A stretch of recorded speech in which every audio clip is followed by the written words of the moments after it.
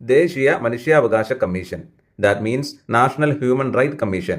നമ്മുടെ ഇന്ത്യയിൽ ദേശീയ മനുഷ്യാവകാശ നിയമം നിലവിൽ വരുന്ന വർഷം 1993 സെപ്റ്റംബർ 28-നാകുന്നു. നമ്മുടെ രാജ്യത്ത് ദേശീയ മനുഷ്യാവകാശ കമ്മീഷൻ രൂപം കൊള്ളുന്നത് 1993 ഒക്ടോബർ 12-നാകുന്നു. രാജ്യത്തെ മനുഷ്യാവകാശങ്ങളുടെ കാവൽക്കാരൻ എന്നാണ് ദേശീയ മനുഷ്യാവകാശ നിയമത്തെ വിശേഷിപ്പിക്കുന്നത്. ഇത് ഒരു സ്റ്റാറ്റ്യൂട്ടറി ബോഡിയാണ്. സ്റ്റാറ്റ്യൂട്ടറി ബോഡി എന്ന് പറഞ്ഞാൽ ഒരു നിയമം പാർലമെന്റിലോ നിയമനിർമ്മാണ സഭയിലോ പാസാക്കി സ്ഥാപിക്കുന്ന സർക്കാർ സ്ഥാപനത്തെയാണ് സ്റ്റാറ്റ്യൂട്ടറി ബോഡി എന്ന് പറയുന്നത്. ദേശീയ മനുഷ്യാവകാശ കമ്മീഷന്റെ ചുമതലകൾ താഴെ പറയുന്നവയാണ്. മനുഷ്യാവകാശ ലംഘനവുമായി ബന്ധപ്പെട്ട പരാതികളിന്മേൽ അന്വേഷണം നടത്തുക. ജയിലുകളും മറ്റും സന്ദർശിച്ച് അന്തേവാസികളുടെ ജീവിത സൗകര്യം പഠിച്ച് ശുപാർശകൾ നൽകുക. മനുഷ്യാവകാശ സംരക്ഷണത്തിന് ഫലപ്രദമായ നിർദ്ദേശങ്ങൾ നൽകുക. മനുഷ്യാവകാശ രംഗത്ത് പ്രവർത്തിക്കുന്ന സന്നദ്ധ സംഘടനകളെ പരിപോഷിപ്പിക്കുക. ഇന്ത്യയിലെ മനുഷ്യാവകാശ കമ്മീഷന്റെ മുൻപത്തെ ആസ്ഥാനം ഗുജറാത്തിലെ സർദാർ പട്ടേൽ ഭവനിലായിരുന്നു. ഇപ്പോഴത്തെ ആസ്ഥാനം ഡൽഹിയിലെ മാനവ അധികാർ ഭവനിലാകുന്നു. 1993 നിലവിൽ വന്ന ദേശീയ മനുഷ്യാവകാശ നിയമം 2006-ലും 2019-ലും ഭേദഗതി ചെയ്തിട്ടുണ്ട്. നമ്മുടെ ദേശീയ മനുഷ്യാവകാശ കമ്മീഷന്റെ ആപ്തവാക്യമാകുന്നു സർവ ഭവന്തു സുഖിന. ഗ്ലോബൽ ലെവലിൽ ആദ്യമായി, അതായത് ആഗോളതലത്തിൽ ആദ്യമായി മനുഷ്യാവകാശ പ്രഖ്യാപനം നടക്കുന്നത് രണ്ടാം ലോക മഹായുദ്ധം കഴിഞ്ഞ് 3 വർഷങ്ങൾക്ക് ശേഷമാണ്. ദാറ്റ് ഈസ് 1948 ഡിസംബർ 10-നാണ് ആഗോളതലത്തിൽ ആദ്യമായി മനുഷ്യാവകാശ പ്രഖ്യാപനം നടക്കുന്നത്. അതായത് 1948 ഡിസംബർ 10-നാണ് യൂണിവേഴ്സൽ ഹ്യൂമൻ റൈറ്റ് ഡിക്ലറേഷൻ നടക്കുന്നത്. 1950 മുതൽ ഡിസംബർ 10 മനുഷ്യാവകാശ ദിനമായി ആചരിക്കുവാൻ തുടങ്ങി. 1991 ഫ്രാൻസിലെ പാരീസിൽ വെച്ച് മനുഷ്യാവകാശ കമ്മീഷനുകൾ എങ്ങനെ പ്രവർത്തിക്കണം എന്ന നിയമസംഹിത അവതരിപ്പിച്ചു. ഇതിനെ പാരീസ് പ്രിൻസിപ്പിൾസ് എന്ന് പറയുന്നു. 1991-ലാണ് പാരീസ് പ്രിൻസിപ്പിൾസ് നടക്കുന്നത്. ക്ലിയർ? ഇനി നമുക്ക് നമ്മുടെ ദേശീയ മനുഷ്യാവകാശ കമ്മീഷനെ കുറിച്ച് പഠിക്കാം. ഓക്കെ. ദേശീയ മനുഷ്യാവകാശ കമ്മീഷന്റെ ചെയർമാനെയും അംഗങ്ങളെയും നിയമിക്കുന്നതും നീക്കം ചെയ്യുന്നതും രാഷ്ട്രപതിയാകുന്നു. അവർ രാജി സമർപ്പിക്കേണ്ടതും രാഷ്ട്രപതിക്കാകുന്നു. 3 വർഷം വരെ അല്ലെങ്കിൽ 70 വയസ്സ് ആകുന്നതുവരെയാണ് ഇവരുടെ പ്രായപരിധി. ദേശീയ മനുഷ്യാവകാശ കമ്മീഷനിൽ ചെയർമാനും 5 സ്ഥിരാംഗങ്ങളും ഉൾപ്പെടെ 6 അംഗങ്ങളാണുള്ളത്. മാത്രമല്ല 7 സ്ഥിരമല്ലാത്ത അംഗങ്ങളുമുണ്ട്. സ്ഥിരമല്ലാത്ത അംഗങ്ങളെ എക്സ് ഒഫീഷ്യോ അംഗങ്ങൾ എന്നാണ് പറയുന്നത്. അതായത് ദേശീയ മനുഷ്യാവകാശ കമ്മീഷനിൽ ചെയർമാനും 5 സ്ഥിരാംഗങ്ങളും ഉൾപ്പെടെ 6 അംഗങ്ങളും 7 എക്സ് ഒഫീഷ്യോ അംഗങ്ങളുമാണുള്ളത്. മാത്രമല്ല ഈ ദേശീയ മനുഷ്യാവകാശ കമ്മീഷന്റെ പ്രധാന കാര്യനിർവഹണ ഉദ്യോഗസ്ഥനെ സെക്രട്ടറി ജനറൽ എന്നാണ് പറയുന്നത്. ദേശീയ മനുഷ്യാവകാശ കമ്മീഷനിൽ ഒരു ചെയർമാനും 5 സ്ഥിരാംഗങ്ങളും ഉൾപ്പെടെ മൊത്തം 6 പേരുണ്ടെന്ന് നമ്മൾ ഓൾറെഡി പറഞ്ഞു. അവർക്ക് വേണ്ട ക്വാളിഫിക്കേഷൻസ് എന്തൊക്കെയാണെന്ന് പറയാം. ദേശീയ മനുഷ്യാവകാശ കമ്മീഷന്റെ ചെയർമാന്റെ ക്വാളിഫിക്കേഷൻ വേണ്ടത് സുപ്രീം കോർട്ടിലെ റിട്ടയർഡ് ചീഫ് ജസ്റ്റിസ് ആയിരിക്കണം, അല്ലെങ്കിൽ സുപ്രീം കോർട്ടിലെ ജഡ്ജി ആയിരിക്കണം.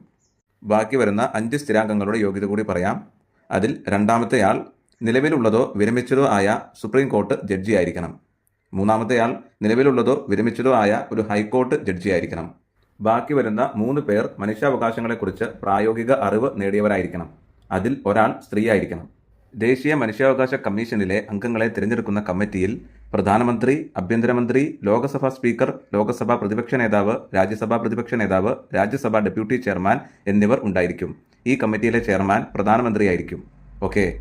നമ്മൾ ആദ്യം പറഞ്ഞിരുന്നു ദേശീയ മനുഷ്യാവകാശ കമ്മീഷനിൽ 7 എക്സ് ഒഫീഷ്യോ അംഗങ്ങളുണ്ടെന്ന്. ആ 7 എക്സ് ഒഫീഷ്യോ അംഗങ്ങൾ ആരൊക്കെയാണെന്ന് പറയാം. ദേശീയ ന്യൂനപക്ഷ കമ്മീഷൻ, ദേശീയ പട്ടികവർഗ കമ്മീഷൻ, ദേശീയ പട്ടികജാതി കമ്മീഷൻ, ദേശീയ വനിതാ കമ്മീഷൻ, ദേശീയ ഭിന്നശേഷി കമ്മീഷൻ, ദേശീയ ബാലാവകാശ കമ്മീഷൻ, ദേശീയ പിന്നോക്ക കമ്മീഷൻ. ഇവരാകുന്നു 7 എക്സ് ഒഫീഷ്യോ അംഗങ്ങൾ. ഇനി നമുക്ക് നമ്മുടെ സംസ്ഥാന മനുഷ്യാവകാശ കമ്മീഷനെ കുറിച്ച് പഠിക്കാം.